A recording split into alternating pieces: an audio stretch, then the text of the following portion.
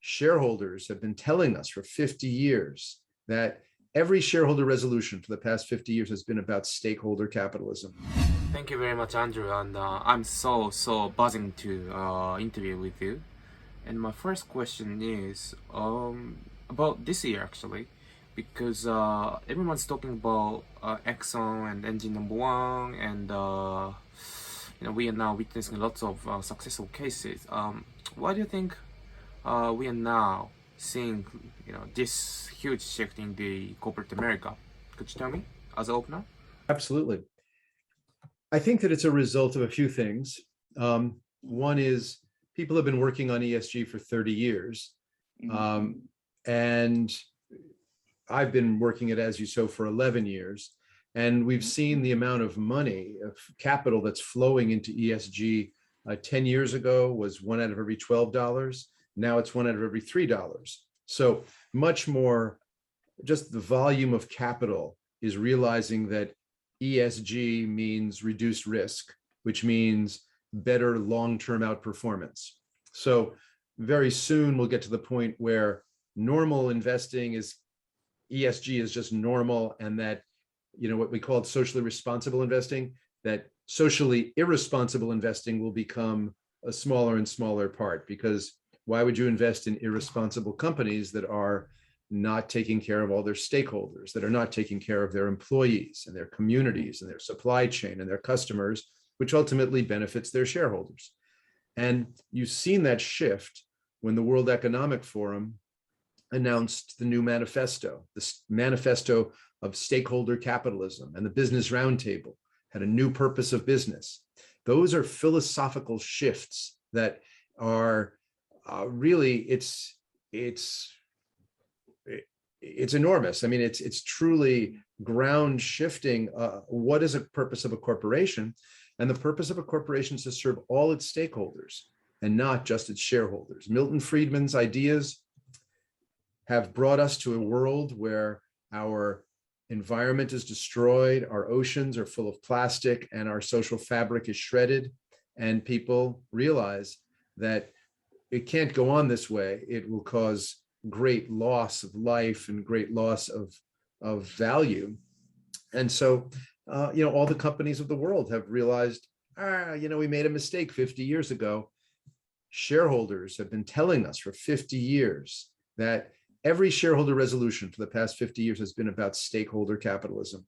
And now all the companies said, you know what, you're right. So that's what the shift is, that now all the shareholders are joining together and they're saying to the companies, to the boards of the companies, your job is oversight, to set strategy, and to incentivize the executives to execute the strategy. If you can't do your job, we will replace you. You report to us. And that's what we're seeing. So this is looking at our 2021 season and what happened. And so what you're going to see, let me just share this with you. So we had 188 engagements.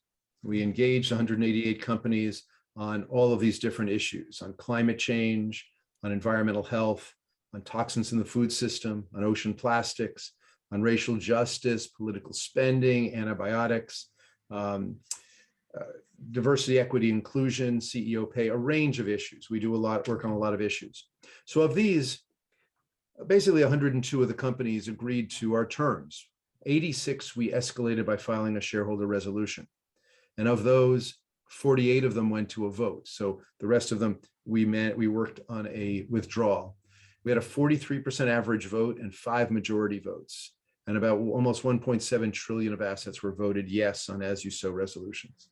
So we work with a range of companies. This report will take you through all of them, which every single company where we had a voted resolution, where we had withdrawal agreements, what happened. These are all like the stories of what went on last year. Is we have a resolution tracker. So if you click on resolutions, you can see each of the resolutions. So these are all alphabetical.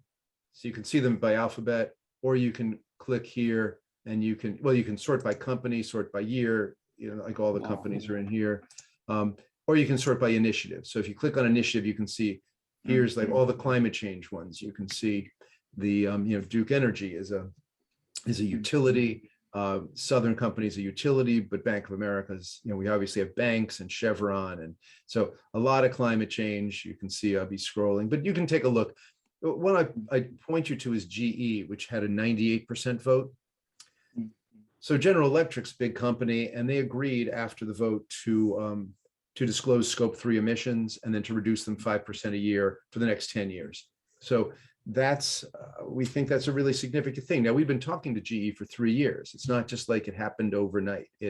These things take time. And consumer packaging, this is all about ocean plastics. Every one of these, Mondelez and McDonald's and Pepsi and Amazon, this is all about the use of plastics. So these are all the different diversity, equity, and inclusion. It's very important to us, diversity and gender equality.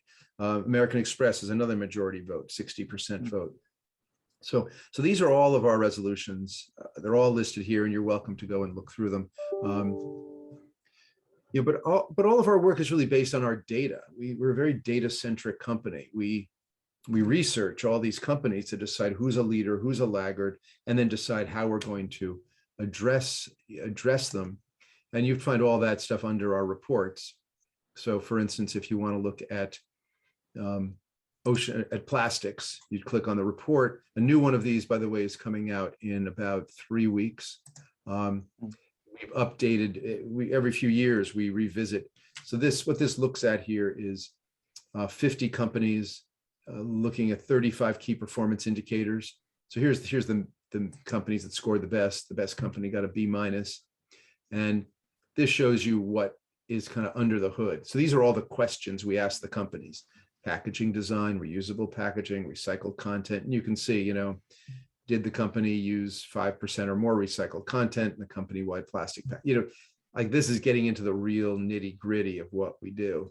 And then we also compare companies. So if we're going to go talk to, say, Unilever, we're going to go and say, how did Walmart do, or how did Starbucks do? You can pick any 3 companies, and then you can see them on the graph. So you can see who's doing what better than who on which different items. So we do this a lot. I mean, this is, wow. You might have seen our racial justice data. So this is the whole S&P 500, and we'll be expanding this out to the Russell 1000 on November 18th. But again, we go in, we're looking at 26 key performance indicators. In this case, let's just pick a company like Facebook. We're looking at what are they saying about racial justice? What are they doing about racial justice?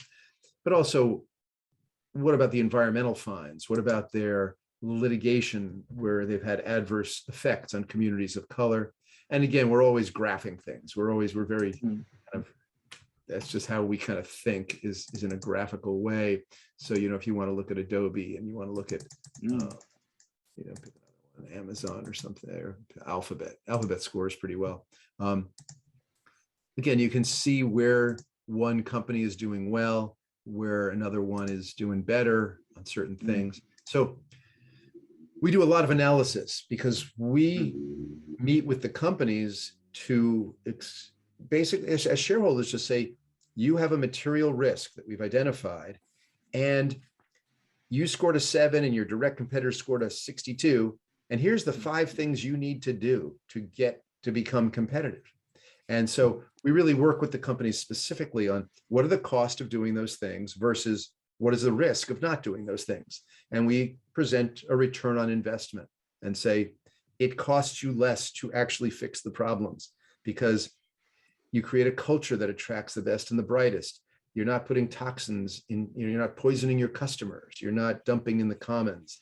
All these things have negative impacts on the company. So this is a truly, like, that's our work. That's what we do.